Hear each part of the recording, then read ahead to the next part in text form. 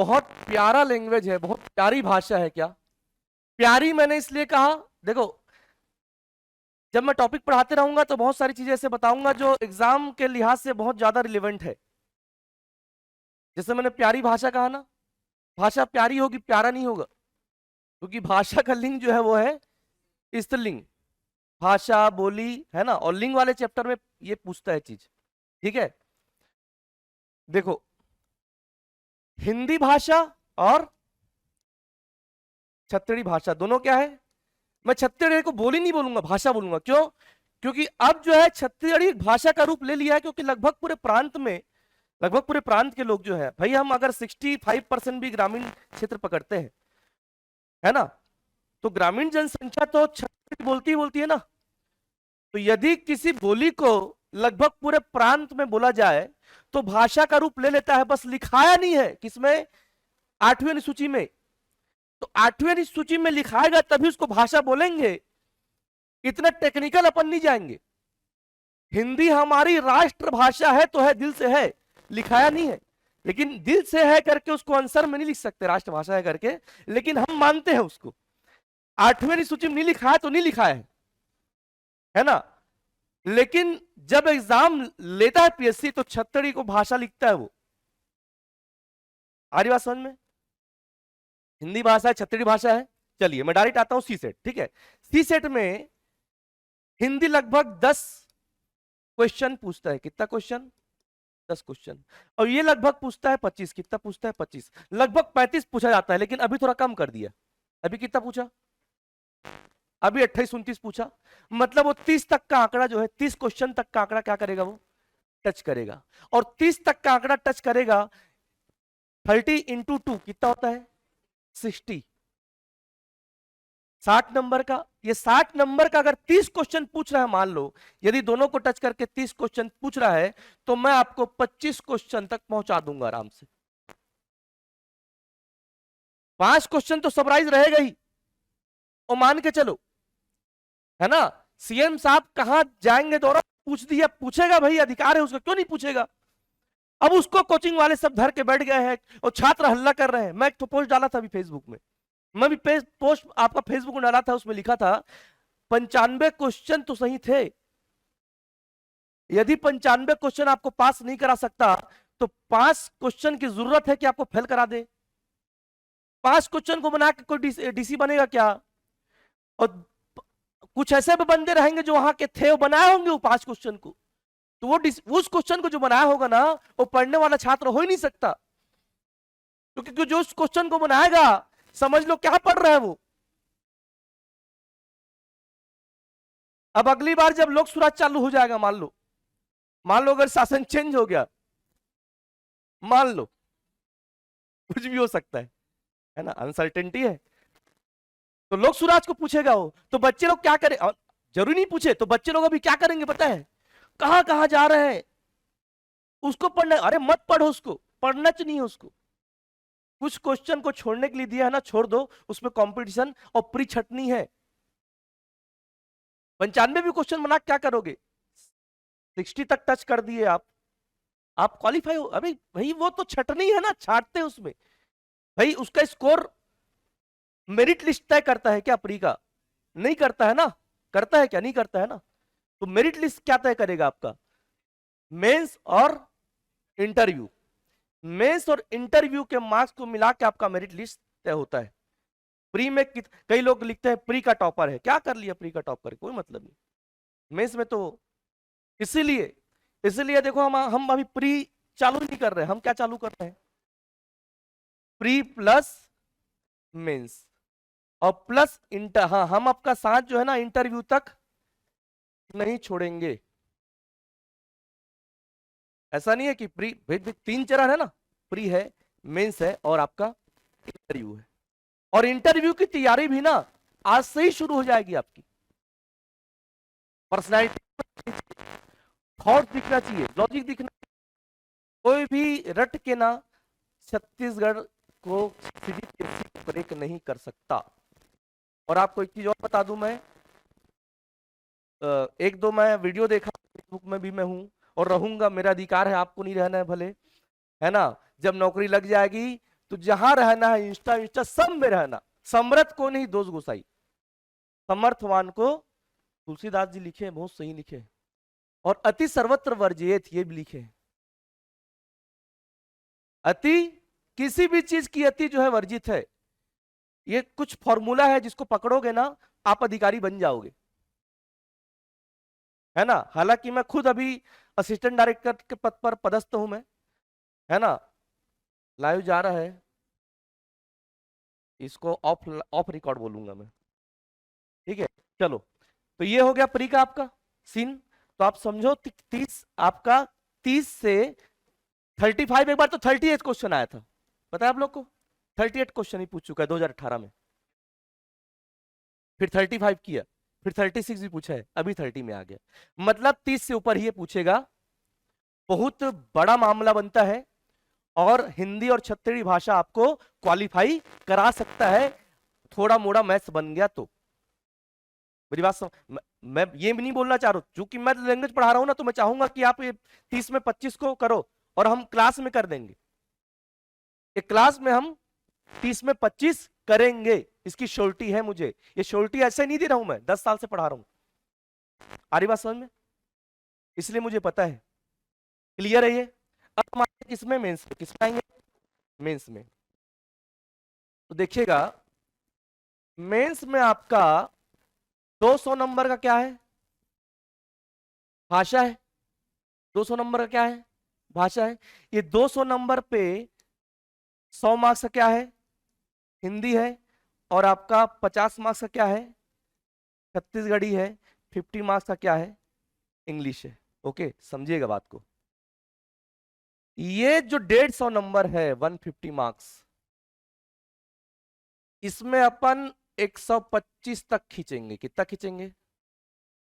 25 number छोड़ो, चलो कोशिश तो ये रहेगी कि वो 25 को भी धर ले, लेकिन मिनिमम हम इतना, मिनिमम ना, मैक्स नहीं बोल रहा हूं, मैक्स और हो सकता है, मिनिमम 125 को हम पकड़ेंगे। मैं अभी सिलेबस में भी आऊंगा, टॉपिक भी चालू करूंगा अभी। आ रही बात समझ में? और इतना समझना आप, जो लैंग्वेज होता है, जो भाषा होता है, जो भाषा होता है, ये होता है स्कोरिंग। भाषा क्या होता है? स्कोरिंग होता है। क्यों स्कोरिंग होता है भाषा? क्योंकि भाषा टेक्निकल है। 2 दूनी 4 होता है ना। आ रही बात समझ में? तो भाषा एकदम टेक्निकल है जी। लिखोगे जो है वो है, नंबर मिलेगा। रचनात्मकता वाली बात ही नहीं है यहां पर। संधि वर्णों का मेल होता है, समास शब्दों का मेल होता है। राष्ट्रपति क्या होता है पूछ रहा है, मान लो तो घर में जो दादाजी होते हैं वो राष्ट्रपति होते हैं, ऐसा नहीं लिख सकते, क्योंकि आपको पता है, भले तो एग्जाम्पल आपको पता है ना, चलना पिता का है, प्रधानमंत्री का है ना।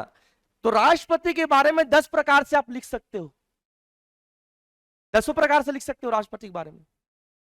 आ रही बात समझ में? उसमें रचनात्मकता चाहिए, तो उसमें हो सकता है नंबर कम और ज्यादा हो सकता है। किसी को उसी में, मान लो अगर, मान लो आपका 2 नंबर का है या 4 नंबर का है या 8 नंबर का पूछा है, 8 नंबर का पूछेगा तो किसी को 5 मिलेगा, किसी को 4 मिलेगा, किसी को 2 मिलेगा, किसी को 7 भी दे दे।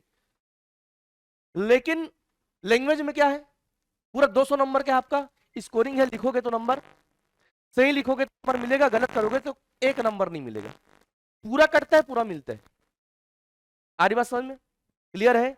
तो जिसमें हम पूरा नंबर पा सकते हैं ना, उस पार्ट को, जैसे आपका मैथमेटिक्स वाला पार्ट, तो जिसमें हम पूरा नंबर खींच सकते हैं ना, उस सब्जेक्ट को क्या कहा जाता है? स्कोरिंग।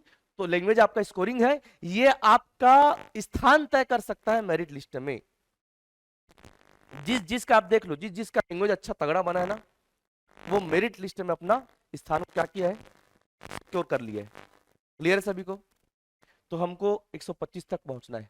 अब चलिए मैं थोड़ा सा चर्चा कर देता हूं, पूरा आपको दृश्य दिखा दूंगा कि हमको पढ़ना क्या है, पूरा दृश्य। और ये बहुत सारे बच्चे जो मेंस लिख रहे हैं ना, अभी लिख रहे हैं, उनको सिलेबस नहीं पता है, मैं आपको बता रहा हूं, मैं जानता हूं। उनको पता नहीं है कि वो क्या पढ़ रहे हैं, वो शब्द पढ़ रहे हैं क्या, वो वर्ण पढ़ रहे हैं क्या, वो वाक्य वो क्या पढ़ रहे हैं। तो क्या पढ़ रहे हो ना, उसको जानना बहुत ज्यादा जरूरी है। देखिएगा, समझिएगा बात को। तो मैं थोड़ा सा आपको पाठ्यक्रम थोड़ा खेल खिलवाड़ी टाइप का लग रहा होगा सर, पाठ्यक्रम पढ़ा, हाँ पढ़ाऊंगा, पढ़ना पड़ेगा, आप लोग को जानना पड़ेगा। देखिएगा पाठ्यक्रम, मेंस में क्या अलग पढ़ना है, हिंदी का ही बता रहा हूं, किसका, हिंदी का। और छत्तीसगढ़ी जो है ना, हिंदी का ही एक बच्चा है समझ लो। अब बच्चा नहीं मतलब बच्ची है, बेबी, अब बेबी का तो कोई जेंडर नहीं होता है ना, बच्चा का कोई जेंडर। तो हिंदी की बेबी कौन है, हिंदी की गर्ल बेबी कौन है, छत्तीसगढ़ी। हिंदी की गर्ल बेबी है छत्तीसगढ़ी, है ना। क्यों, क्योंकि हिंदी जो है ना, हम लोग छत्तीसगढ़ी जो पढ़ते हैं ना, छत्तीसगढ़ी जो बोलते हैं ना भाषा, छत्तीसगढ़ी पूर्वी हिंदी से जन्मा है। इसलिए आप देखना बहुत ज्यादा सिमिलरिटी है, नहीं है क्या, बहुत ज्यादा और पूर्वी हिंदी की जो पुत्रियां है ना, छत्तीसगढ़ी के जो बहनी है ना, बहन है, भगिनी है। क्वेश्चन पूछा है, एक क्वेश्चन पूछा है, पूर्वी हिंदी है ना कि एक भाषा छत्तीसगढ़ी की भगनियां कौन कौन सी है, भगनी मतलब बहन, तो उसकी बहन कौन कौन है पता है, अवधी और बघेली। तो छत्तीसगढ़ी, अवधी और बघेली के बहुत सारे शब्द जो है सिमिलर है, मिलता जुलता है। छत्तीसगढ़ी की भी गोड़, अवधी में भी गोड़ पिरा रहा है, इधर भी आंख के कीचड़ को हम चिपरा बोलते हैं, अवधी और बघेली में भी चिपड़ा चिपरा बोलते हैं।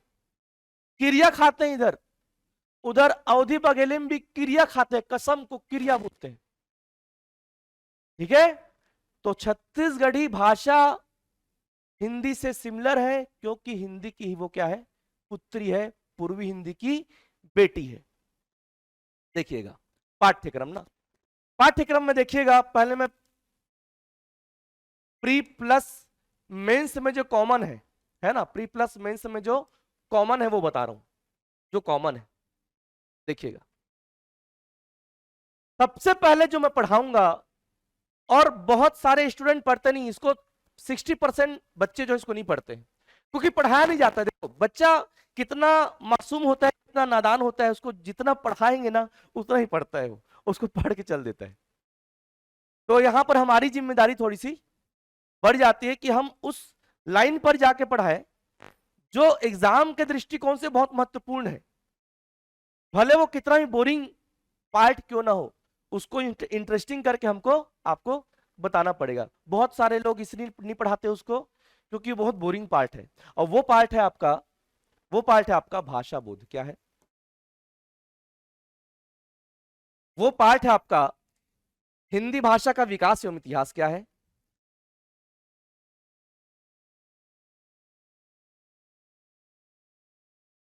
एवं इतिहास, ये आपके सिलेबस में है। शुरू हम यहां से करेंगे, हिंदी भाषा का विकास एवं इतिहास। आ रही बात समझ में, हिंदी भाषा तक हम कैसे पहुंचे ये जानना बहुत ज्यादा जरूरी है ना। वो टाइटल में ना पाठ्यक्रम चर्चा भी डाल देना, ठीक है, पाठ्यक्रम चर्चा। और ये स्क्रीन पूरा नहीं आ रहा है क्या, पूरा दिख रहा है, ठीक, ओके, ठीक ठीक, क्लियर है ये। तो हिंदी भाषा का विकास एवं इतिहास में हमको ये पढ़ना है भाई। संस्कृत है, अभी पूछा क्वेश्चन, नहीं पूछा है क्या, पूछा है ना पाठ।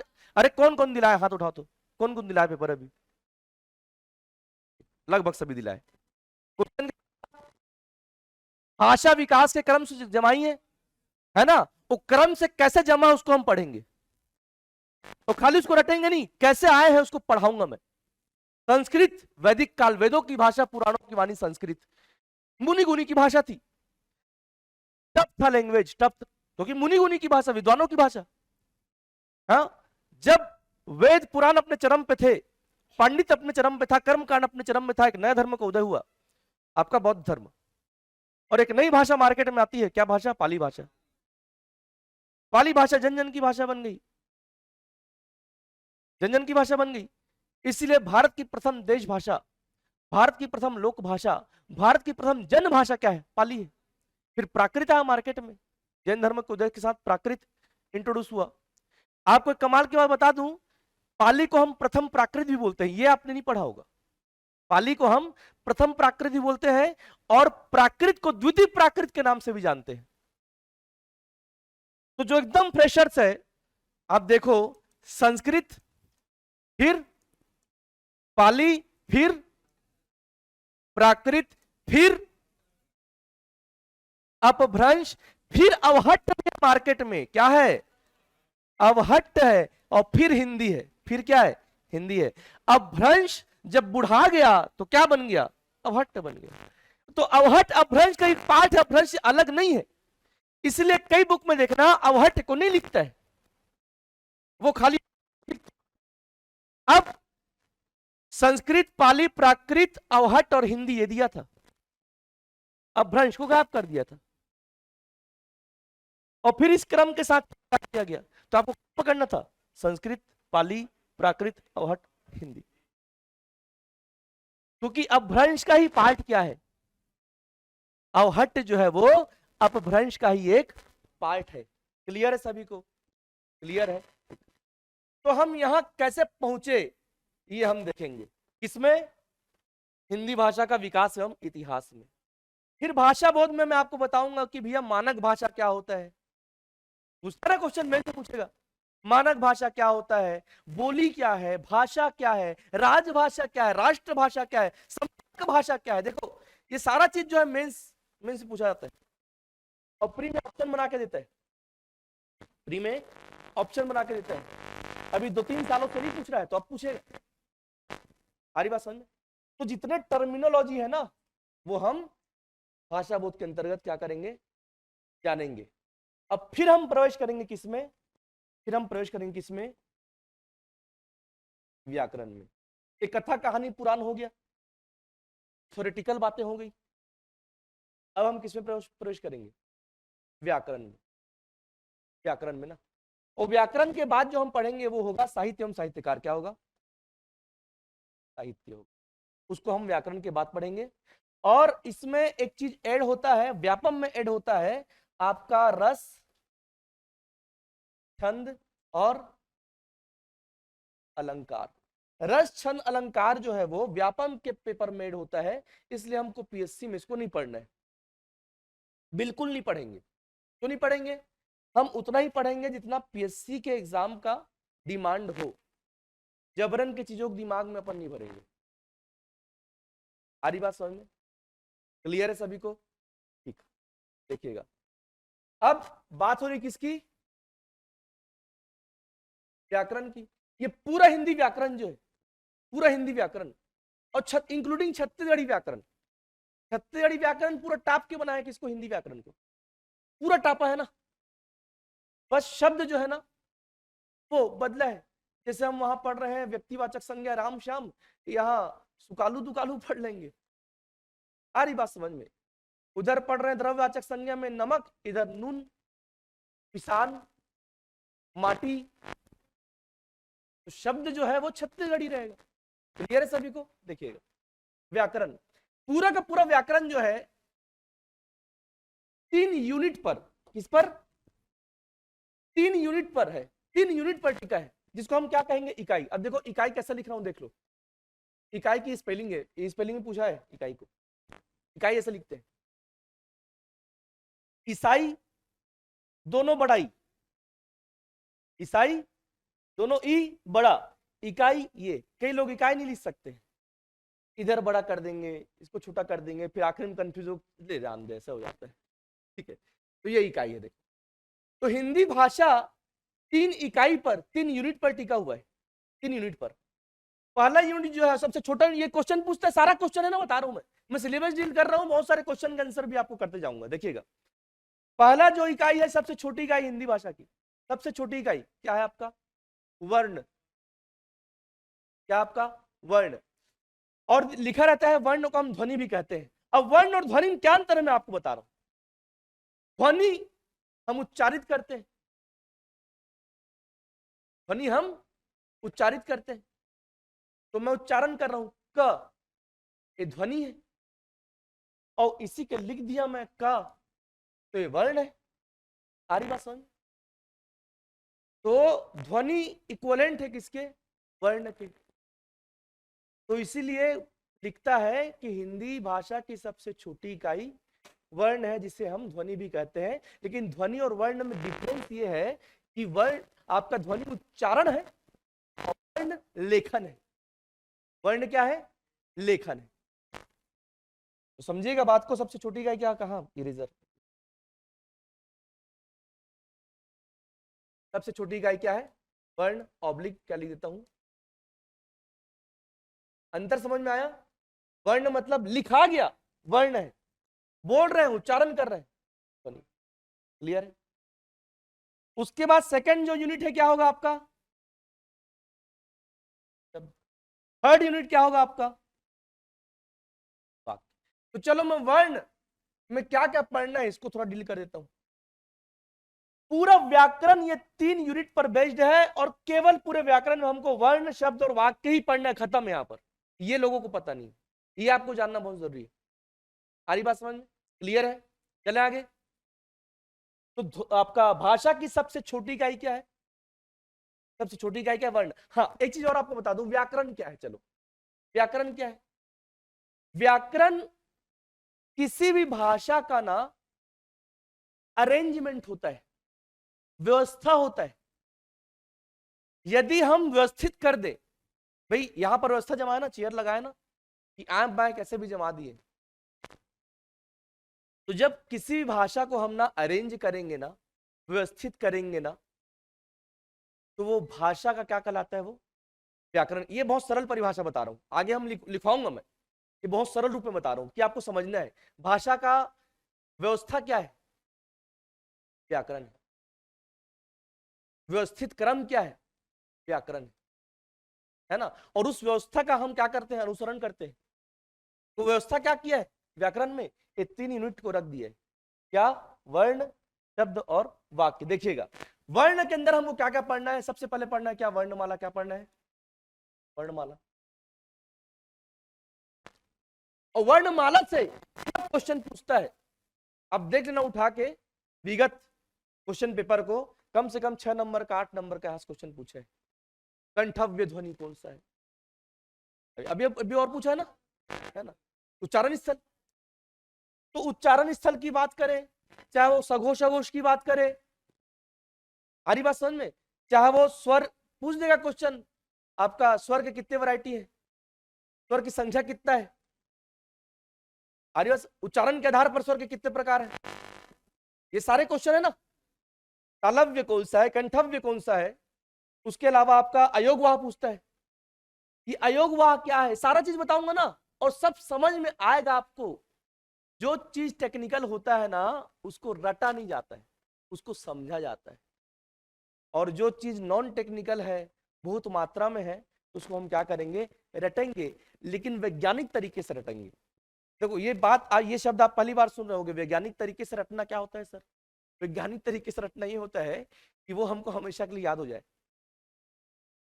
उसमें हम फॉर्मूला बैठाएंगे, उसमें हम क्या करेंगे? ट्रिक बैठाएंगे। कोई भी चीज ऐसी नहीं है जिसको याद किया जा सकता।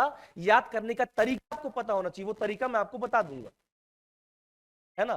कुछ ऐसे भी पोटली में है जिसको मैं आपको नहीं बता सकता, वो पर्सनल है, लेकिन जो बताने लायक है सारा बता दूंगा, ठीक है। देखिए वर्णमाला क्लियर है। अब वर्णमाला में हम पूरा पढ़ेंगे क्या? स्वर और व्यंजन। क्योंकि ये वर्ण जो है ना, वर्ण, वर्ण के 2 प्रकार है। कितने प्रकार है? 2 प्रकार। कितने प्रकार है? 2 प्रकार। स्वर वर्ण और व्यंजन वर्ण, दोनों वर्ण है ना। स्वर वर्ण और व्यंजन वर्ण। स्वर की संख्या कितनी? हाँ बोलो, कितनी संख्या स्वर की? 11। Okay, very good. व्यंजन की संख्या कितनी? 33 है। वर्णमाला में कितने वर्ण पढ़ना है? 52। 33 और 11 कितना हो रहा है? 44 हो रहा है। कितना हो रहा है? 44। कैसे मैं बताऊंगा वो, कैसे वो बताऊंगा मैं, क्यों नहीं गिन रहे उसको भी बताऊंगा मैं। एक एग्जांपल आपको देता हूं, अम और अह। अम और अह को हम नहीं गिनते। अब जब स्वर बोलते हो, तेरा स्वर बोल देते हो ना, अ आ इ ई उ ऋषि का री, ए ए ओ औ, अम अह। अम अह को गिन रहा हूं क्या? नहीं गिन रहा हूं। तो अम और अह को हटा दिए, कितना हो गया? 11। वैसे ही 39 में हम हटाएंगे तो कितना बचेगा? 33। क्यों हटाएं उसको बता दूंगा। क्लियर है? टॉपिक में जब आएंगे अपन। ये क्लियर है? अम और आह अयोग वाह है। क्या है? अयोग वाह। अयोग मतलब नहीं योग, योग नहीं। वाह मतलब वहन करना, उसका अस्तित्व होना, उपयोग में लाना। तो अम और आह को हम उपयोग में लाते हैं, लेकिन अम, बोलो अम बोल रहे हो तो अम म रबक रहा है, फंस रहा है। कोई स्वर स्वर क्यों है पता है आपको? कोई स्वर स्वर इसीलिए है क्योंकि स्वर के उच्चारण में ना रबकता नहीं है, फंसता नहीं है, अवरोध उत्पन्न नहीं होता। जब अब शुद्ध अगर मैं हिंदी में कहूं तो अवरोध, अवरोध लिखा रहेगा। तो जिसके उच्चारण में अवरोध नहीं होगा, ब्रेक नहीं लगेगा, फ्लुएंटली आप बोल पाओगे, वो स्वर है। और जिसमें अवरोध आ जाए, बहुत ज्यादा प्रैक्टिकल एग्जांपल दूंगा, जिसमें अवरोध आ जाए वो क्या है? व्यंजन है। यही अंतर है स्वर और व्यंजन में। अवरोध का मतलब देखो, आप देखेंगे जब आप व्यंजन पढ़ेंगे तो ऐसा लिखा रहता है का हलंत है। फिर क्वेश्चन पूछता है, क्वेश्चन ये पूछता है कि स्वरों का उच्चारण स्वतंत्र होता है, लेकिन व्यंजन का उच्चारण किसकी सहायता से करते हैं? स्वरों की सहायता से। तो कुछ बुक में ऐसा लिखा रहता है का खा गा गा, ऐसा लिखा रहता है। कुछ बुक में हलंत लगा के लिखा रहता है। आप कंफ्यूज, भगवान क्या सही है, ये हलंत लगाया नहीं लगाया है? होता नहीं होता है कंफ्यूजन? तो हलंत क्यों लगाया है? क्योंकि सही लगाया है, स्वर को निकाल दिया हलंत लगा के, व्यंजन दिखाना ना उसको। इसलिए क्यों नहीं लगाया हलंत? ये बोला हलंत लगा दूंगा तो उच्चारण कैसे करोगे? उच्चारण कर रहा हूं, देखना इसका का उच्चारण कर रहा हूं मैं, व्यंजन बोल दिया का, देखो अप्पा का उच्चारण करूं। जब तक स्वर नहीं बोलूंगा, स्वर का उच्चारण नहीं करूंगा, मैं किसी भी व्यंजन का उच्चारण नहीं कर सकता। इसलिए व्यंजन होता है परतंत्र, परतंत्र, स्वर पर आश्रित है। आ रही बात समझ में? इसीलिए आप जब लिखते हो ना व्यंजन की परिभाषा, तो लिखते हो, है ना, व्यंजन वर्ण का एक का प्रकार है ना, व्यंजन का उच्चारण स्वरों की सहायता से किया जाता है। स्वर और व्यंजन में अंतर पूछेगा आपको, तो किसी भी व्यंजन का उच्चारण आप स्वरों के सहायता के बिना कर ही नहीं सकते। करके देख लो। अच्छा अच्छा अच्छा बोल रहा हूं। प अ स्वर को पकड़ा हूं, क ख ग घ ng सब में स्वर बोल रहा हूं ना, तब उच्चारण मैं व्यंजन का कर पा रहा हूं। परतंत्र, ये स्वतंत्र, इसमें अवरोध उत्पन्न हो रहा है, इसमें अवरोध उत्पन्न नहीं होता। अम म अवरोध आ गया, इसीलिए न स्वर है न व्यंजन है। अह ह आ गया, न स्वर है न व्यंजन है। तो स्वर और व्यंजन दोनों नहीं है, अयोग, नहीं योग। किसमें नहीं योग? न स्वर में योग, न व्यंजन में योग। फिर भी अस्तित्व है, वहन करता है, उपयोगिता है, इसलिए क्या कहलाता है? अमोरह अयोग वाह। क्या कहलाता है आपका? अमोरह अयोग वाह कहलाता है। क्लियर है? अयोग वाह क्लियर है? ऐसे ही बहुत सारे टर्मिनोलॉजी से मैं आपको आपका परिचय मैं कराऊंगा। ठीक है, ये क्लियर? ओके, चलिए। तो ये हम वर्णमाला का कॉन्सेप्ट पढ़ेंगे, वर्णों को जानेंगे। वर्णों में फिर अपन क्या देखेंगे? सघोष, अघोष, अल्प प्राण, महा, पूरा कॉन्सेप्ट बताऊंगा ना, रटवाऊंगा नहीं। महाप्राण,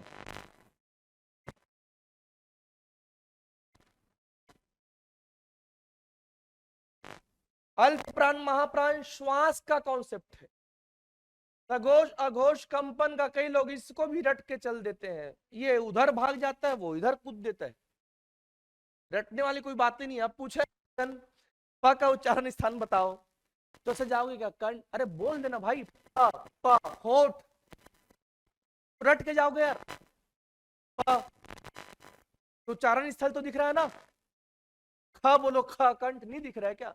तो एकदम क्लियर जो है, तो उसको ऐसा ऐसा करके देखोगे, कई लोग ऐसे गणित लगाते हैं। समझ रहे हो बात को? तो बहुत सारा चीज प्रैक्टिकल है। उसके अलावा क्या देखेंगे? उच्चारण स्थल। क्लियर है? तो ये पूरा वर्ण में देखेंगे। फिर मैं वर्ण, वर्ण के अंतर्गत ही किसको रखूंगा पता है आपको? इसके अंतर्गत में रखूंगा किसको? संधि को। हम क्या कर रहे हैं पता है? हम कर रहे हैं वर्ण विचार। क्या कर रहे हैं? वर्ण विचार। हम वर्ण विचार कर संधि। अब बोलोगे सर संधि कहां से आ गया? वर्ण विचार के अंतर्गत संधि कहां से आ गया? तो भैया संधि जो है ना, वो वर्णों का मेल है। किसका मेल है? वर्णों का, वर्णों का मेल ही क्या है, संधि है। फिर एक जन क्वेश्चन कर दिया मुझसे, उसने कहा कि सर आप लिख रहे हो दिक धन अंबर, समझिएगा बात को, तो ये तो एक शब्द हो गया, ये भी शब्द हो गया, तो वर्णों का मेल कैसे है?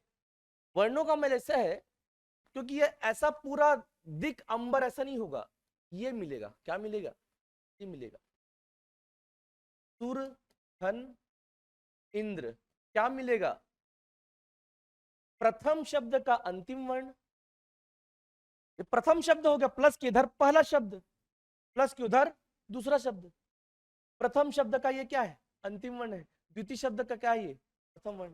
तो मेल किसका किसका हो रहा है, रिएक्शन किसके बीच में हो रहा है, इनके बीच में, तो ये तो वर्ण है ना, आ रही बात समझ में। इसीलिए हम संधि क्या बोलते हैं, संधि क्या बोलते हैं हम, वर्णों का मेल, क्योंकि संधि में किसका मेल होता है, दो वर्ण आपस मिलते हैं, इनके बीच में रिएक्शन होगा और आ और ई मिलकर क्या बनेगा, ए बनेगा, सुरेंद्र होगा, ये स्वर संधि है। ये क्या है, व्यंजन संधि है। व्यंजन संधि में व्यंजन का मेल स्वर से या व्यंजन से होता है, स्वर संधि में दोनों तरफ क्या रहता है, स्वर है।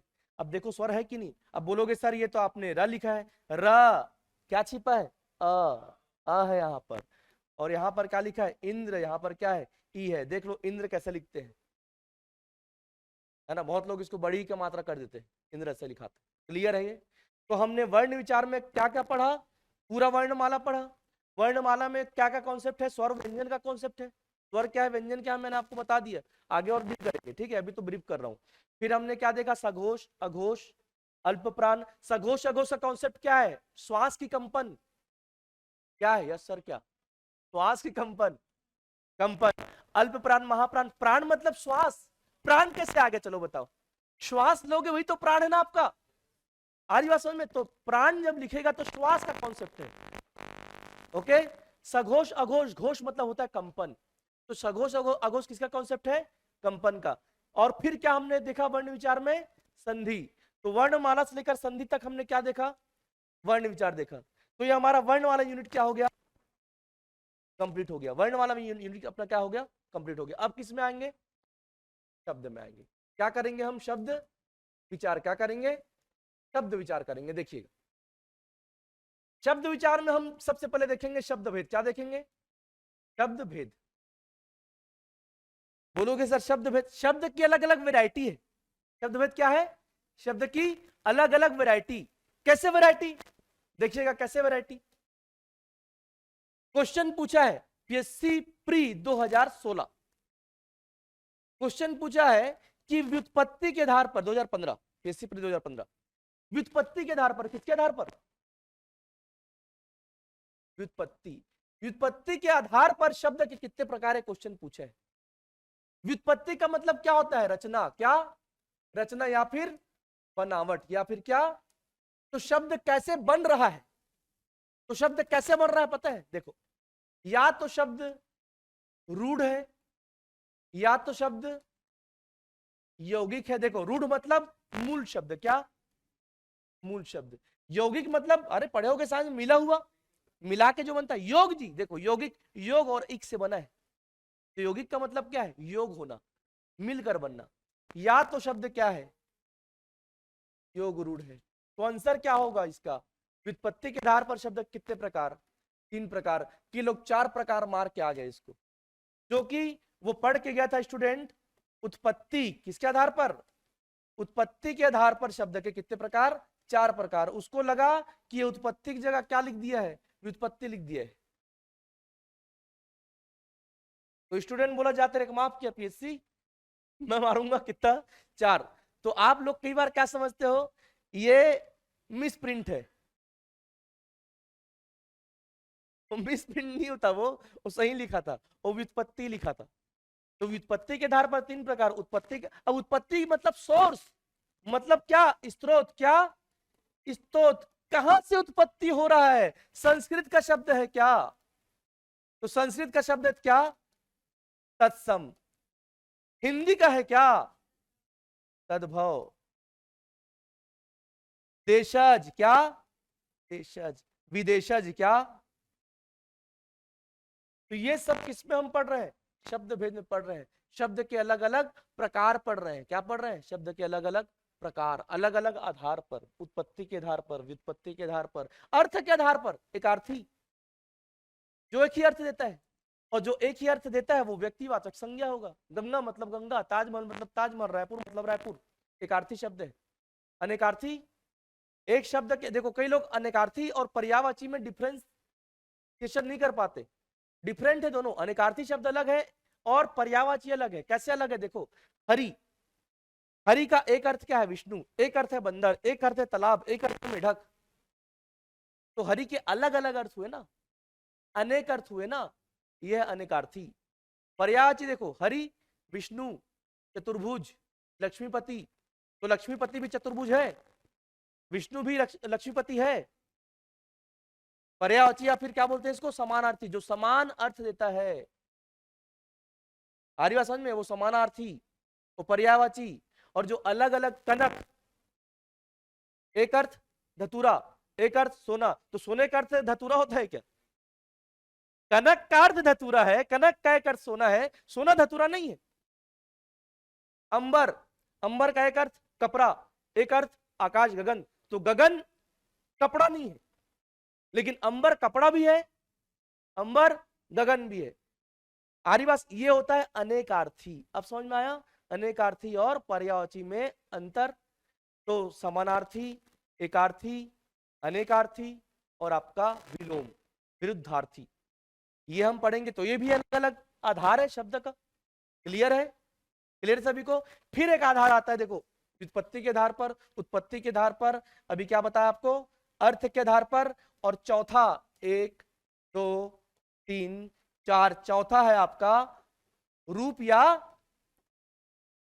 प्रयोग के आधार पर। यहां पर हमारा निकलेगा, देखो यहां पर निकलेगा हमारा क्या, संज्ञा, सर्वनाम, विशेषण, क्रिया। इसी खोज रहे थे आप लोग। देखो अब इसके आधार पर बताया मैं, रूप या प्रयोग के आधार पर।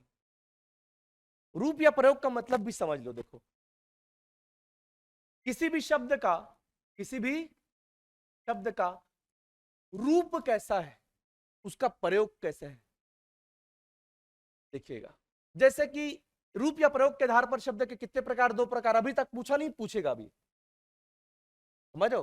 हर चीज ऐसा थोड़ा कि पूछा वही पूछेगा, कुछ चीज नया भी होता है ना, फिर उसके बाद पढ़ना चालू करते हो आप, तो उसको तब पढ़ लो जब नहीं पूछा है। तो रूप या प्रयोग के आधार पर शब्द कितने प्रकार, 2 प्रकार ना, 2 प्रकार। देखो एक होगा क्या, विकारी, एक होगा क्या विकारी, और दूसरा होगा क्या, अविकारी। देखो रूप या प्रयोग से इसका रिलेशन आपको बता रहा हूं, क्या रिलेशन है इसका, रूप या प्रयोग क्यों लिखा है, रूप या प्रयोग के आधार पर देखना। विकारी शब्द जो लिंग, वचन, पुरुष के आधार पर क्या होते हैं, बदल जाते हैं। क्या हो जाते हैं, इनका रूप क्या होता है, बदल, इसीलिए रूप लिखा है। वचन बदलेगा, पुरुष बदलेगा, तो इनका रूप क्या होगा, रूप क्या होगा, क्या बदलेगा, रूप बदल जाएगा। प्रयोग के आधार पर क्या होगा, इसका रूप बदल जाएगा। इसलिए रूप या प्रयोग के आधार पर शब्द के 2 प्रकार, विकारी और, कैसे बदलेगा उसमें आ रहा हूं मैं, कैसे बदलेगा उसमें आ रहा हूं। अविकारी जो इन तीनों आधार पर नहीं बदलता। बदलना मतलब, नहीं बदलता मतलब इसमें विकार उत्पन्न नहीं होता, इसमें विकार उत्पन्न नहीं होगा, और इसमें विकार आ जाएगा। विकार आ जाने को ही क्या कहते हैं, बदलना बोलते हैं, है ना। किसी का लीवर जो है खराब हो गया, मतलब लीवर में विकार उत्पन्न हो गया। किसी का व्यवहार खराब हो गया, मतलब उसमें क्या हो गया, विकार, वो विकृत हो गया। विकृत सही चीज नहीं है, अपने मूल अवस्था को छोड़ देना ही क्या है, विकृति है, विकार है। क्लियर हो रहा है। देखो अब विकारी शब्द, समझना बात को। अगर मैं लिखा हूं, अगर मैं लिखा हूं मेरा भाई, समझना ना, मेरा क्या है, सर्वनाम है नहीं है क्या, है कि नहीं है? मैम भाई संज्ञा के बदले आने वाले शब्द पढ़ते हो, बचपन छठवीं से पढ़ते आ रहे हो, है ना। Noun is the name of any person place और थिंग्स, ये नाउन की परिभाषा हो गया है ना, किसी व्यक्ति वस्तु स्थान इत्यादि। अब मैं बोलता हूँ दुनिया जहान में जितना नाम है, इस ब्रह्मांड में जितने नाम है सब क्या है, संज्ञा है। संज्ञा का पर्याय क्या है, नाम। संज्ञा मतलब क्या होता है, नाम। और संज्ञा के बदले क्या आता है, सर्वनाम। अब मैं हमेशा बोलूंगा क्या, दिनेश जाएगा ऐसे करके, समझ बात को, मैं जा रहा हूं बोलूंगा, है ना, तुम इधर आओ बोलूंगा। हर बार आपका नाम जरूरी, नाम के बदले में किसका प्रयोग करूंगा, सर्वनाम का प्रयोग करूंगा। क्लियर हो रहा है, समझना बात को। तो मेरा भाई, लेकिन यहां पर बहन लिखूं तो लिंग बदल दिया तो मेरी बहन करना पड़ेगा ना इसको। और मान लो यहां पर लोग लिखूंगा, लोग बहुवचन हो गया तो क्या लिखूंगा, मेरे लोग। समझना बात को, वचन बदलने से ये बदल रहा है, लिंग बदलने से बदल रहा है। अब पुरुष वचन और लिंग का ही एक पार्ट है, समझ लो, ठीक है। तो मेरा, मेरी, मेरे, लिंग बदलने से बदल रहा है, वचन बदलने से बदल रहा है। एक वचन में मेरा होगा, बहुवचन में मेरे हो गए, पुल्लिंग में मेरा, स्त्रीलिंग में मेरी। बदल रहा है ना, सर्वनाम बदल रहा है कि नहीं बदल रहा है, लिंग और वचन के आधार पर सर्वनाम बदल रहा है ना, बदल रहा है ना। तो सर्वनाम क्या है, विकारी शब्द है। सर्वनाम क्या है, विकारी शब्द है। क्लियर हो रहा है, सर्वनाम विकारी शब्द हो गया। विशेषण,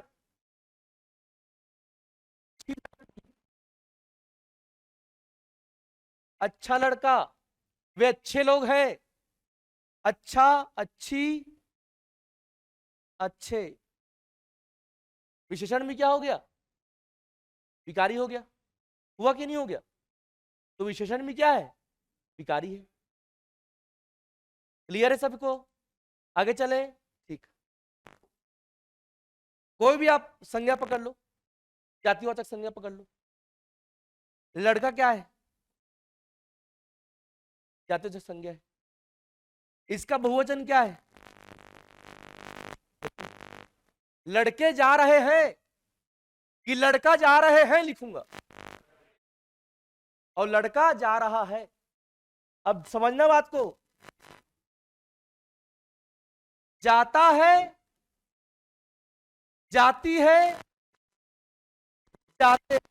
ये जाना क्या है, एक क्रिया है। तो क्रिया भी तो वचन और लिंग में बदल रहा है कि नहीं बदल रहा है। सीता जाती है, राम जाता है। तो सीता जाती स्त्रीलिंग, राम जाता पुल्लिंग। और बहुत लोग जाएंगे तो वे जाते हैं। तो लिंग और वचन के आधार पर क्रिया भी है, क्या है, क्रिया है, क्या है ये, क्रिया। क्रिया ही बदल रहा है। ये क्या है, जातिवाचक संज्ञा, संज्ञा भी क्या है, बदल रहा है, संज्ञा है ये। तो संज्ञा, सर्वनाम, विशेषण, क्रिया क्या है, ये विकारी शब्द है, क्योंकि इसका रूप लिंग और वचन के आधार पर बदल रहा है। क्लियर है, अब समझे। रूप या प्रयोग के आधार पर शब्द के कितने प्रकार, दो प्रकार। कौन कौन सा आपका, विकारी और अविकारी। अब अविकारी क्या है देखिएगा, ये क्लियर हो सबको। तो फिर से दोहरा रहा हूं, रूप या प्रयोग का मतलब क्या है, किसके आधार पर बदलना, लिंग या वचन के आधार पर बदल जाना। तो कौन कौन से शब्द विकारी है, संज्ञा, सर्वनाम, विशेषण, क्रिया। क्यों विकारी है, क्योंकि लिंग और वचन के आधार पर ये क्या होते हैं, बदल जाते हैं। इनमें क्या होती है, विकृति उत्पन्न हो जाती है।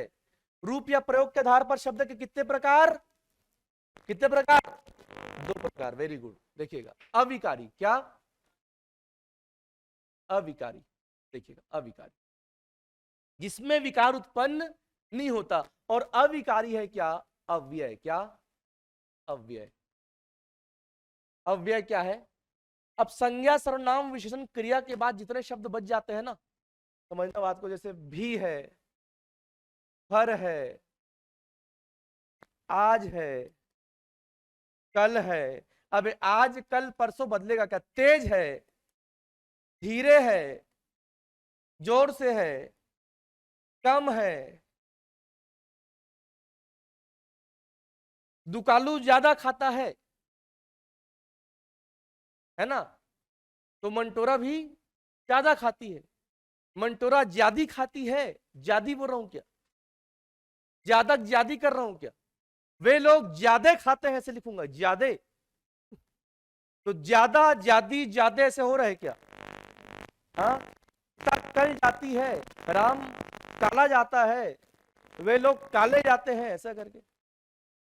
तो कल, कली, काले ऐसे कर रहा हूं, ये बदल रहा हूं क्या, आज, आजे, आजी हो रहा है क्या, नहीं बदलेगा। चाहे लिंग बदल लो, चाहे वचन बदल लो, अव्यय वैसे ही रहेगा।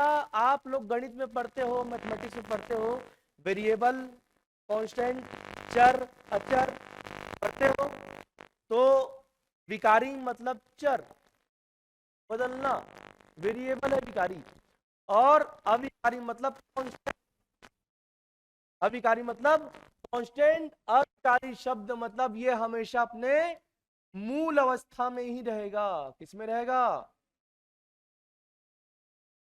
गीता भी तेज दौड़ेगी, सोहन भी तेज दौड़ेगा, सोहन तेजा नहीं दौड़ेगा, वो तेज ही रहेगा, है ना। कम बोलती है, कम बोलता है, कम बदला क्या, क्रिया बदल गया, बोलता बोलती, क्योंकि क्रिया विकारी है और अव्यय अविकारी है। अव्यय के भी अपने चार वैरायटी है, कितने वैरायटी है, चार वैरायटी है। जब मैं डील करूंगा अव्यय को तब उसमें आऊंगा मैं, अभी जब बस नंबर जान लो, क्योंकि पीएससी नंबर भी पूछता है, पीएससी बकायदा नंबर पूछता ना पीएससी, ठीक है, क्लियर है, क्लियर है। तो अव्यय क्या है, क्या है अव्यय, अविकारी है, अव्यय क्या है, अविकारी। चलिए, तो ये हो गई किसकी बात, शब्द की बात हो गई, संज्ञा सर्वनाम विशेषण क्रिया तक हम आ गए। उसके अलावा समास पढ़ना है, किस क्या पढ़ना है, समास, क्यों, क्योंकि ये क्या है, शब्दों का योग है। नील कमल, नील एक पद है, एक शब्द है, कमल एक शब्द है, नील कमल बन गया, नीला है जो कमल, कर्मधारय समास। रसोई घर मिल गया, रसोई के लिए घर, तत्पुरुष समास।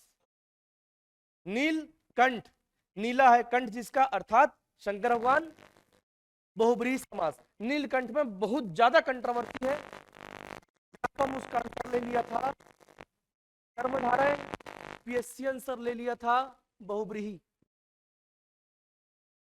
तो नीलकंठ को जब भी पूछेगा तो बहुब्रीहि मारना उसको, वो है एक्चुअली में बहुब्रीहि, क्योंकि नीलकंठ देखो क्या बहुब्रीहि, और देखो अंतर क्या है, समझना बात को।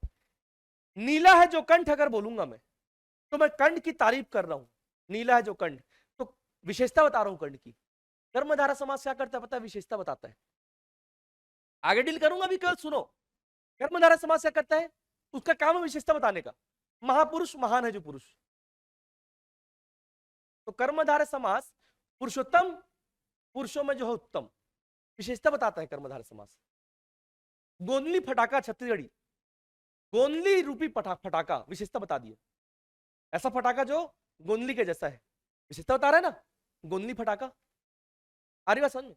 तो कर्मधारय समास विशेषता बताता है, लेकिन बहुब्रीहि समास क्या है पता है, बहुब्रीहि समास है दो पद को आप जोड़ोगे और तीसरा अर्थ देता है, जो पद लिखा है ना उसके अलावा क्या देता है वो, तीसरा अर्थ या विशेष अर्थ देता है।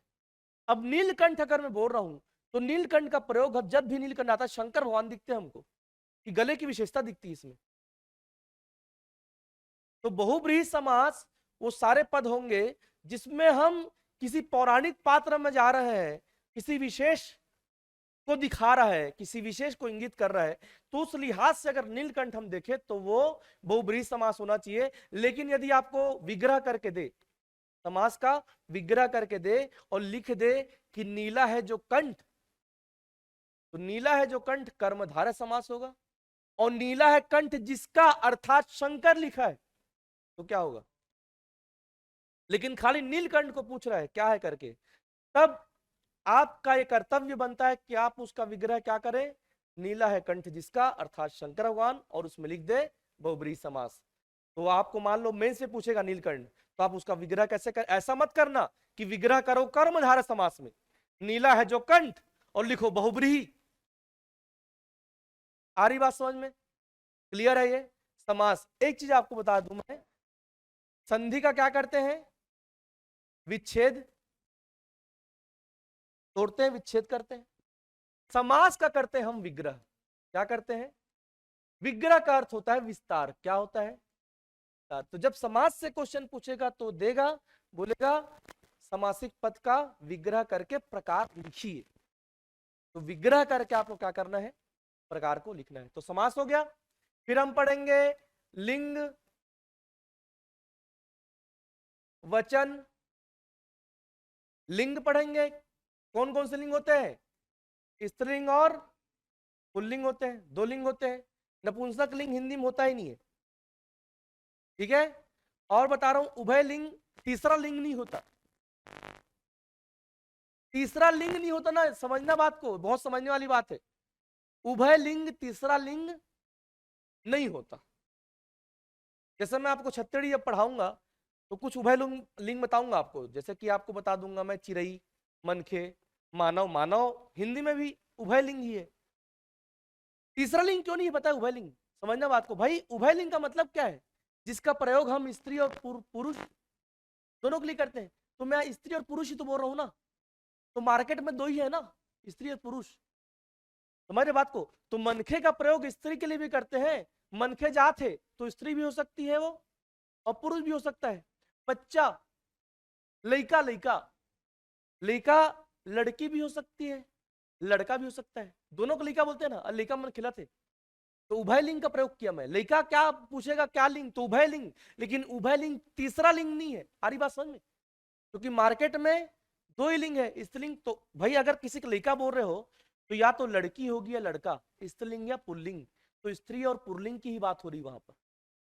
तो ये मत लिख देना कितने छत्तीसगढ़ी में कितने लिंग के प्रकार होते हैं करके, 3 मार्क के मत आ जाना, तो ही आएगा। तो हिंदी में भी लिंग कितने? 2, स्त्रीलिंग पुल्लिंग। और छत्तीसगढ़ी में भी लिंग कितने? क्लियर सभी को? फिर वचन, हिंदी छत्तीसगढ़ी दोनों में कितने वचन? 2 वचन। संस्कृत में 3 वचन होता है। और अच्छी बात यह है कि संस्कृत को हटा दिया गया है, बधाई हो आप लोग को। और संस्कृत को हटा के हिंदी को 100 नंबर का किया है, जो कि बहुत ज्यादा जरूरी था। आपको एक चीज बता दूं, जब आप अधिकारी बनोगे ना तो अंत काल तक, रिटायर होने तक जो काम आएगा ना, हिंदी को धर के चलोगे। क्योंकि हिंदी में हम पढ़ेंगे पत्र लेखन, जो मेंस में अलग से हमको पढ़ना होगा। देखो प्री में पत्र लेखन नहीं आता, मेंस में अलग से ऐड है। ये जितना टॉपिक बता रहा हूं ना, प्री प्लस मेंस दोनों में आएगा। ये प्री प्लस मेंस का कॉमन टॉपिक है। लेकिन अगर मैं मेंस की बात करूं तो उसमें क्या पूछेगा आपका? पत्र लेखन। और जीवन भर एक अधिकारी होने के नाते आप लोग पत्र लिखोगे। समझ रहे हो? शासकीय पत्र, अर्ध शासकीय पत्र, मेमोरेंडम, अधिसूचना, स्मरण पत्र हो गया मेमोरेंडम, अधिसूचना मतलब नोटिफिकेशन हो गया, है ना। तो एक अधिकारी होने के नाते इन सारे पत्रों का नॉलेज आपको होना चाहिए। इसलिए पत्र लेखन को सिलेबस में ऐड किया गया, जो कि बहुत ज्यादा रिलेवेंट है आपके जॉब के पर्पज से। सारी बात समझ में? हम लोग क्या करते हैं? पत्र ही निकालते रहते हैं, पत्राचार ही करते हैं। और मैं अभी स्टेट ऑफिस में बैठ रहा हूं, तो हम लोग का तो काम यह है कि जितना काम आता है, देखो, एक होता है शासन, एक होता है प्रशासन। शासन मंत्रालय, महानदी भवन शासन है, सेक्रेटरीट बोलते हैं। वहां सचिव, सचिवालय बोलते हैं उसको। सचिव लोग बैठते हैं, है ना। प्रमुख सचिव, सचिव लोग वहां पर बैठते हैं। कहां पर? मंत्रालय में। ये डायरेक्टोरेट है इंद्रावती भवन। संचालनालय के लोग संचालय बोलते हैं, संचालनालय बोलते हैं। ये देखो मैंने क्या कहा? संचालनालय। आप क्या बोल रहे हो? संचालनालय। संचालन धन आलय। आप संचनालय बोल रहे हो, उसका मतलब समझ रहे हो? संचना, संचनाल है क्या? संचालन है। तो ये क्या होता है पता है? हम लोग बहुत अलाल लोग हैं, हमारे मुख को बहुत आराम चाहिए। ये होता है विकृति। शब्द में क्या आ गई? विकृति आ गई। ऐसा ही संस्कृत और प्राकृत से टूट के क्या बना? अपभ्रंश बना। अक्षी नहीं बोल सके, क्या बोल दिए? आंख। हस्त नहीं बोल सके, क्या बोल दिए? हाथ। हस्ती नहीं बोल पाए, क्या बोल दिए? हाथी। तो शब्दों में अद्य की जगह क्या बोल दिए? आज। और संचालनालय की जगह क्या बोल रहे हैं? संचनालय। शॉर्ट है, बढ़िया, अच्छा संचालय, थोड़ा कंफर्ट, कूल, सर कूल आ रहे हैं, लैपी वाले हो तुम लोग। लैपटॉप बोल देना भैया, इतना नहीं बचाना है। लैपटॉप।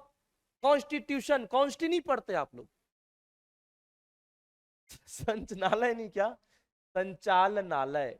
संचालन, न में आ की मात्रा, संचालनालय। क्लियर है? तो इंद्रावती भवन क्या है? डायरेक्टोरेट है। संचालनालय है, ठीक है। वहां डायरेक्टर लोग बैठते हैं, सभी विभाग के जो प्रमुख वहां पर बैठेंगे डायरेक्टर। वो डायरेक्टर जो होता है वो आईएएस है, वो सचिव नहीं बना है, वो आईएएस है। जो संचालक बैठेगा वो आईएएस है, ठीक है। जब वो सचिव बन जाएगा ना, सचिव का डर का हो जाएगा, तब वो कहां चल देगा? सेक्रेटरीट में। और वहां संचालक अगर सेक्रेटरीट मतलब सचिव इस तरह का बैठा है तो वो आयुक्त कहलाता है। और उसको पावर रहता है, जो वहां मंत्रालय में बैठ के जो काम कर रहा है ना, उसका ही पावर उसको मिल सकता है, वो शासन का लेटर निकाल सकता है। तो शासन का काम ये है, शासन ऑर्डर करता है, उस ऑर्डर को फॉलो कौन कराता है? इंद्रावती भवन। इंद्रावती भवन जो है ना, डायरेक्टोरेट, जितना शासन से लेटर आएगा, है ना, वो इधर आएगा, और फिर यहां से क्या होगा, वो फॉलो कराता है डायरेक्टोरेट। तो प्रशासन जो होता है काम को ग्रास रूट लेवल तक ले जाता है, और शासन जो होता है वो केवल टरकाने काम करता है। बन गया पॉलिसी, लो चलो करो। और फिर वो स्टेट कार्यालय क्या करता है? नीचे बगराता है ना। तो हम लोग बैठे बैठे नोट शीट क्या होता है बताऊंगा, सब बताऊंगा तुम लोग को बहुत ज्यादा। मैं आगे जो देख पत्र लेखन जब पढ़ाऊंगा ना, तो बहुत सारी चीजें मैं बता दूंगा कैसे कैसे कार्य होता है, क्योंकि मैं तो कर रहा हूँ ना काम, है ना, मेरा तो रोज का काम है वो, ठीक है। मोटा मोटा फाइल बने रहता है, हिंदी में बोलते हैं नस्ती। क्या बोलते हैं? नस्ती, है ना। और वो नोट शीट क्या होता है दूंगा। एक शीट होता है जिसमें हम नोट करते हैं। हाँ, अरे बहुत, हम लोग क्या है, नोट शीट, नोट शीट, अरे वही है, शीट है, उसमें नोट करना है, नोट शीट। बहुत चीजें बहुत सरल होती है, हम जानते नहीं करके हमारे लिए वो कठिन हो जाता है। और पत्र लेखन को बिल्कुल लव लेटर टाइप का पढ़ेंगे ना, ज्यादा उसको दिमाग में ऐसा हुआ बना के नहीं पढ़ेंगे, तो हमारे लिए वो चीज क्या है, आसान हो जाएगा। क्लियर है? लिंग, वचन,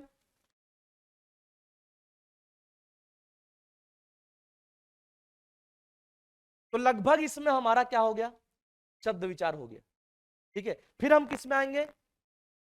वाक्य में आएंगे। देखिएगा, फिर किस में आ गए अपन? वाक्य। अब हम वाक्य में प्रवेश करेंगे, क्या पढ़ेंगे? वाक्य के अलग अलग प्रकार पढ़ेंगे, जिसको मैं क्या कहूंगा? वाक्य भेद। क्या कहूंगा? वाक्य भेद करूंगा। तो वाक्य के अलग अलग प्रकार पढ़ेंगे। आप देखिएगा, क्वेश्चन ही पूछता है अर्थ के आधार पर वाक्य के कितने प्रकार, रचना के आधार पर वाक्य के कितने प्रकार। ये क्वेश्चन पूछा है ना, अर्थ के आधार पर और रचना के आधार पर। तो वाक्य कैसे बन रहा है, कैसे रचना हो रहा है? तो रचना तीन प्रकार से होगा, या तो वाक्य क्या होगा, सरल होगा, या तो क्या होगा, मिश्रित होगा, है ना। तो सरल वाक्य पढ़ोगे, मिश्रित वाक्य पढ़ोगे, है ना। आप अर्थ के आधार पर कितने प्रकार पढ़ोगे? 8 प्रकार पढ़ोगे अर्थ के। और तीसरा आपका, ये 3 प्रकार है ना, तीसरा आपका संयुक्त वाक्य। क्या ये तीनों कैसे बनेगा? बहुत आसान तरीके से बताऊंगा मैं, एकदम ट्रिकी भी रहेगा, कल भी रहेगा, और आपको समझ में भी आ जाएगा, और आप करेक्ट कर लोगे। एग्जाम हॉल में जब ऑप्शन देगा ना, तो आप बहुत आसानी से उसको करेक्ट करोगे। इसको भी बहुत हवा टाइप का लोग पढ़ लेते हैं, एकदम हवा नहीं है, बिल्कुल बहुत आसान तरीके से हो जाएगा। अर्थ के आधार पर कितने प्रकार? 8 प्रकार। एक छोटा सा एग्जांपल आपको देता हूं, देखो, एक छोटा सा एग्जांपल देख रहा हूं, एकदम सटले हो जाएगा। देखो, एक आपका क्या होगा, विधिवाचक वाक्य हो गया। विधि का विधान जानते हो? विधि का विधान, विधिवाचक वाक्य मतलब जो हो रहा है, जो हो चुका है, जो होगा, जो होता है। समझना बात को, जैसे कि मैं बोलता हूं, है ना, सचिन क्रिकेट खेल रहा है। क्या?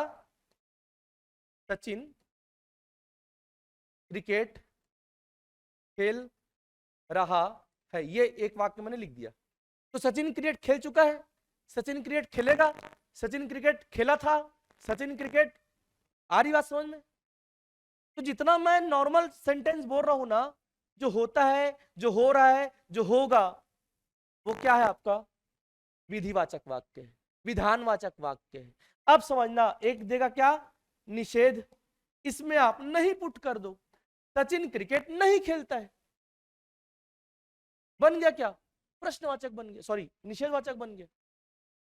फिर प्रश्नवाचक, इसमें आप क्वेश्चन मार्क कर दो, क्या सचिन क्रिकेट खेलता है? प्रश्नवाचक बन गया। फिर इसी में आप इच्छा जाहिर कर दो, इच्छावाचक वाक्य, क्या? इच्छा जाहिर कर दो, मैं क्रिकेट खेलना चाहता हूं, मैं चाहता हूं कि तुम डिप्टी कलेक्टर बन जाओ, इच्छावाचक वाक्य। फिर इसी में संकेतवाचक, संकेतवाचक मतलब समझते हो? एक क्रिया का होना दूसरे पर डिपेंड करता है। सचिन अच्छा खेलेगा तो जीतेगा, उसका जीतना किस पर डिपेंड कर रहा है? तुम आओगे तब मैं जाऊंगा। पप्पू पढ़ेगा तो पास हो जाएगा, पास नहीं हो रहा बात अलग है ना? तो एक क्रिया का दूसरे पर क्या होना? डिपेंड होना। ये क्या आपका संकेतवाचक वाक्य है। सचिन खेलेगा तो जीतेगा, पप्पू पढ़ेगा तो पास होगा, ये क्या हो गया? संकेतवाचक वाक्य हो गया, है ना? और क्या बच रहा है? विधि, निषेध, प्रश्न, इच्छा, संकेत। एक होता है आपका, क्या बच रहा है जी? देश, प्रार्थना, उपदेशवाचक है क्या? आदेशवाचक। देखिएगा क्या होगा आपका आदेश, देखिए आदेशवाचक। सचिन क्रिकेट खेलो, मोहन बाजार जाओ, ये क्या कर रहे हो आप? आदेश कर रहे हो। आदि बात, तुम्हें रोज सुबह उठना चाहिए। अब मैं यहां पर क्या दे रहा हूं? उपदेश दे रहा हूं, समझना बात को। तो आदेश के अंतर्गत वो उपदेश को भी अलग से उपदेशवाचक नहीं बनाएगा। भाई आपके आदेश को सामने वाला आप जान रहे हो कि नहीं मानेगा, आप समझ गए कि बात को नहीं मानेगा, तब उसको क्या करोगे? उपदेश दोगे। सुबह उठा करो बोले, पापा बोलेगा, पापा आदेश करेंगे, बेटा सुबह उठा करो, आदेश ही करेंगे पापा तो। बस तो सुबह उठ, दादा सुबह उठना चाहिए बेटा बोलेगा, है ना? और नाना जी वो कभी काल आएंगे, नाना जी प्रार्थना करेंगे, कृपया सुबह उठा करो। आ रही बात समझ में? तो आदेश, उपदेश और साथ में प्रार्थना, ये तीनों इसी में आ जाएगा। आदेश, प्रार्थना। जब आपको लगता है कि आदेश से बात नहीं बनेगा तो आप उपदेश देते हो, और जब आपको लगता है उपदेश से भी बात, तो आप क्या करते हो? कर ले बेटा ऐसा करके, है ना? तो मोहन बाजार जा, आदेश, है ना? मोहन तुम्हें बाजार जाना चाहिए, उपदेश। मोहन कृपया चल जा। और सब को एक ही यूनिट में ले लेगा, किस में ले लेगा? वो आदेशवाचक में लेगा। कितना हो गया? 1 2 3 4 5 6, है ना? क्या बच रहा है? विस्मयादि बोधक बच रहा है ना? विस्मयादि मतलब समझते हो? आश्चर्य, घृणा, ये सब किस में आ जाता है? विस्मयादि में। अब देखो कैसे, पप्पू पास हो गया। अरे समझ, इस प्रकार का कहा कि जिसमें आश्चर्यचकित हो जा रहे, तो जो सबको किस में लेगा? विस्मयादि। और एक होता है अंत में, 7 हो गया ना? ये 7 हो गया। अंत में नंबर 8 आपका संभावना, क्या हो, किस में आ जाएगा आपका? संभवतः, संदेहवाचक किस में आ जाएगा? और मार्केट में संदेहवाचक अभी बहुत चला ना, संदेहवाचक। शायद, संदेहवाचक में क्या आएगा? शायद। हो सकता है, क्या आएगा? हो सकता है। ये अगर आ गया, शायद पप्पू पास हो जाए, हो सकता है मैं बिलासपुर जाऊं, शायद, हो सकता है और संभवतः, क्या? ये अगर शब्द आ गया तो आप समझ जाना क्या है वो। एक शॉर्ट ब्रीफ कर रहा हूं, देखो। विधिवाचक मतलब जो होता है, जो हो रहा है, जो होगा, उसमें आप नहीं पुट कर दोगे, क्या बन जाएगा? प्रश्न लगा दो, क्या बन जाएगा? और यदि एक क्रिया का होना दूसरे पर डिपेंड करेगा तो क्या हो जाएगा? संकेतवाचक। संकेतवाचक।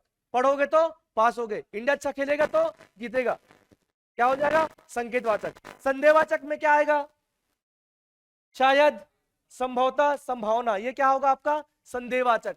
और देगा, लिख के देगा, शायद, हो सकता है, संभवतः। आ रही बात समझ में? ये भी लिखा है ना, मोहन कल बिलासपुर जा सकता है, संदेह है ना। भारत जीत सकता है। क्लियर है सबको? तो ये आपका क्या आ जाएगा? अर्थ के आधार पर। कितना आसान है, इसको रटते नहीं बैठना है, समझना है इसको। क्लियर है ये? तो देखो, वाक्य भेद हो गया। तो वाक्य के अलग अलग आधार पर प्रकार, एक रचना के आधार पर कितने प्रकार? रचना के आधार पर कितने प्रकार? 3 प्रकार। कौन कौन से? सरल, मिश्रित और संयुक्त वाक्य। अर्थ के आधार पर कितने प्रकार? आपका 8 प्रकार। इसके अलावा देखो, काल। काल किसमें पढ़ेंगे हम? वाक्य में, क्योंकि पूरा सेंटेंस होगा काल। कितने काल के कितने प्रकार है? 3 प्रकार है। जो हो चुका है वो भूत है, जो हो रहा है वो वर्तमान है, जो होगा वो भविष्य। काल का डायरेक्ट रिलेशन होता है क्रिया से और काम से और समय। समझ बात? मतलब क्रिया है, कर्म हो गया। तो क्रिया और समय, क्रिया जो है या काम जो है किस समय हो रहा है, यही तो काल है यार। कितना आसान चीज है। तो क्रिया मैं पढ़ा रहा हूं और समय क्या है? वर्तमान, वर्तमान काल। तो कर्म, क्रिया या काम, कर्म, क्रिया, काम जब समय के साथ मिलता है तो क्या कहलाता है? वो काल कहलाता है। ये काल है। 3 प्रकार के काल है मार्केट में, भूतकाल, वर्तमान काल, भविष्य काल। क्लियर है? इसको हम छत्तीसगढ़ी से रिलेट करके पढ़ेंगे। काल, कारक। क्या? कारक का शाब्दिक अर्थ है कराने वाला। क्या? कराने वाला। क्या कराने वाला? संबंध कराने वाला, जोड़ कराने वाला। क्या कराने वाला? संबंध कराने वाला, जोड़ कराने वाला। क्या कराता है? किसका किसका जोड़ कराता है? संज्ञा को सर्वनाम से, क्रिया से जोड़ता है। कर्ता ने कर्म को करण से के द्वारा, पढ़े हो ना, संप्रदान को के लिए, अपादान से, संबंध काके की, अधिकरण में पर, संबोधन है। अरे आ जाएगा प्रैक्टिस में। और नहीं भी आएगा ना तो कोई बहुत बड़ा चीज नहीं है। प्रैक्टिस में नहीं भी आएगा ना तो आराम से बैठोगे। हाँ, कर्ता ने है, कर्म को, ये मत समझना कैसे बोलूंगा तभी मेरा बनेगा। समझ रहे बात को? नहीं भी आ रहा, देखो आप स्पीड के चक्कर में मत रहना ज्यादा। समझ रहे हो? ये स्पीड बोल दिया तो बहुत जान गया, ऐसा नहीं। या मैं बोल रहा हूँ मेरे तो प्रैक्टिस हो गई है ना। बहुत बार क्या होता है, जरूरी नहीं कि आप एकदम फ्लुएंटली बोल लो, लेकिन वो एग्जाम में आप करेक्ट कर दिए उसको तो बनेगा एग्जाम में। हमको तो एग्जाम हॉल में खेलना है मेन। आ रही बात समझ में? ये जो तैयारी का अपन कर रहे हैं किसके लिए कर रहे हैं? एग्जाम हॉल में। और आप कितना भी धाकड़ हो, है ना, एकदम तुर्राबाज हो, जो भी हो, एग्जाम हॉल में नहीं चल पाया ना तो कोई मतलब नहीं हो फिर उसका। आ रही बात समझ में? तो एग्जाम हॉल में आपको चलना है, एग्जाम हॉल में आपका करेक्ट होना चाहिए। देखिएगा, तो कारक, कारक को मैं वाक्य में क्यों पढ़ा रहा हूं पता है? क्योंकि वाक्य को ही तो, वाक्य के ही तो आपके शब्दों को क्या करेगा? आपस में जोड़ेगा। इसलिए कारक किससे पढ़ेंगे हम? वाक्य में पढ़ेंगे। तो काल हो गया, कारक हो गया, वाच्य हो गया। अंग्रेजी में क्या बोलते हैं वाच्य को? वॉइस बोलते हैं। और पीएससी 2016 प्री में क्वेश्चन पूछा है, वाच्य के कितने प्रकार? क्या क्वेश्चन पूछा है? वाच्य के कितने प्रकार? देखो मैंने कहा ना, नंबर पूछता है। 3 प्रकार। वाच्य कितने प्रकार? कर्तृवाच्य, कर्मवाच्य और भाववाच्य। कर्तृवाच्य मतलब एक्टिव वॉइस, कर्मवाच्य मतलब पैसिव वॉइस। बाय फला बाय ढिमका करके लगाते हो ना इंग्लिश में, वैसे हिंदी में क्या लगता है? के द्वारा, के द्वारा। तो क्या बन गया वो? कर्मवाच्य बन गया। तो active voice, passive voice. Active voice मतलब कर्तृवाच्य, डायरेक्ट कर्ता कर रहा है, और के द्वारा वाला अगर आ गया तो क्या हो जाएगा आपका? कर्मवाच्य हो जाएगा। क्या हो जाएगा आपका? पैसिव वॉइस हो जाएगा। और ये बहुत आसान है, मैं बहुत आसान तरीके से बता दूंगा। तो आपका काल हो गया, कारक हो गया, वाच्य हो गया, लोकोक्ति हो गया, और आपका मुहावरा हो गया। मुहावरा छत्तीसगढ़ी में बोलते हैं खाना। हिंदी में हम पहली पढ़ते नहीं है, लेकिन छत्तीसगढ़ी में पढ़ते हैं जनौला। छत्तीसगढ़ी में क्या पढ़ते हैं? जनौला पढ़ते हैं। पहली हमको हिंदी में नहीं पढ़ना है। देखो जबरन वाली चीज को नहीं पढ़ाऊंगा, है ना। हरी बात समझ में? भले मेरे आता भी होगा तो भी नहीं पढ़ाऊंगा। तो सही चीज ये है, बात ये नहीं है कि गुरुजी क्या आता है, बात ये है कि एग्जाम में क्या आता है। आ रही बात समझ में? तो जनौला हम छतरी में पढ़ेंगे क्योंकि एग्जाम का डिमांड है ये, है ना। लोकोक्ति को हम क्या बोलते हैं, कहावतें भी बोलते हैं। लोकोक्ति क्या है, मुहावरा क्या है, छोटा सा आपको अंतर बता देता हूं। लोकोक्ति पूरा वाक्य होता है ना, इसलिए हम लोकोक्ति का वाक्य हम प्रयोग नहीं करते। ये भी क्वेश्चन है ना, वो अरे अभी पूछा रिसेंटली, पिछला उसमें पूछा था लोकोक्ति मुहावरा में अंतर लिखिए करके, है ना। ये मेन से पूछा है, लोकोक्ति और मुहावरा में अंतर लिखिए। तो लोकोक्ति पूरा वाक्य है, मुहावरा क्या है, वाक्यांश है, वाक्य का अंश है। मुहावरा छोटा छोटा रहेगा, देखना। लोहा लेना, दांत खट्टे करना, आंख दिखाना, आंख गड़ाना, अंगूठा चूमना, खुशामद करना, अंगूठा दिखाना। वो आजकल ऐसा ऐसा दिखाते हैं, बात अलग है। अंगूठा दिखाना मतलब मना करना, ठेंगा दिखा दिया बोलते हैं ना। और देख तेरा दोस्त तेरे ठेंगा दिखा दिया, मतलब तेरे क्या कर दिया, मना कर दिया, बोलते हैं ना अंगूठे का मना करना, है ना। हाथ चूमना मतलब भी क्या है, खुशामद करना। गाल बजाना, तो गाल को से बजा नहीं रहा है, गाल बजाना मतलब डिंग हाँकना, गाल बजाना मतलब डिंग। दांत खट्टे करना, रानी लक्ष्मी बाई ने अंग्रेजों के दांत खट्टे कर दिए, तो क्या नींबू नहीं घिसी है वो दांत में, मतलब वो मतलब बुरी तरह से उनको परास्त कर दिए, लोहा लेना, तो लोहा लेना मतलब अच्छा कौन सा लोहा सर, हेमेटाइट कौन सा लोहा लेकर आए, तो लोहा लेना का मतलब वो नहीं है। लोहा लेना का मतलब ये युद्ध मोल लेना। ओखली में सर देना, तो ओखली में सर देना जानबूझ के खतरा मोल लेना, सही में ओखली में ऐसा सर नहीं दिया है वो, है ना। तो मुहावरा क्या करता है पता है, मुहावरा के प्रयोग से वाक्य में चमत्कार उत्पन्न होता है, वाक्य को विशेष बनाता है। मुहावरा कहीं ना कहीं आपका विशेष अर्थ भी देता है। जैसे कि क्वेश्चन पूछा है, छतरी में क्वेश्चन पूछा, अंजोरी पाक खाना। अब अंजोरी पाक खाना, अंजोरी मतलब उजाला, पाक मतलब पक्ष, दो पक्ष, 30 दिन का एक माह, तो 15 दिन का और 15 दिन का, दो पक्ष हो गया। पाक पक्ष मतलब होता है 15, सप्ताह मतलब होता है 7 दिन, तो सप्ताह मतलब 7 दिन, पक्ष मतलब 15 दिन, तो दो पक्ष होते हैं महीने के हिंदू कैलेंडर के हिसाब से, है ना। तो अंजोरी पाक, अंजोरी पक्ष, उजाला वाला पक्ष क्या होगा, शुक्ल पक्ष होता है। तो आंसर देखो उसमें क्या दिया है, अंजोरी पाक आना, ऑप्शन ए शुक्ल पक्ष का आना, ऑप्शन बी अच्छे दिन का आना। मुहावरा पूछा है, क्या आंसर लोगे, अच्छे दिन का आना। आ रही बात समझ, मुहावरा पूछा है ना, क्या आंसर लोगे, अच्छे दिन का आना, ये आंसर आप लोगे, क्योंकि मुहावरा विशेष रहेगा। क्लियर है, साधारण अर्थ को वो नहीं लिया। क्लियर है ना।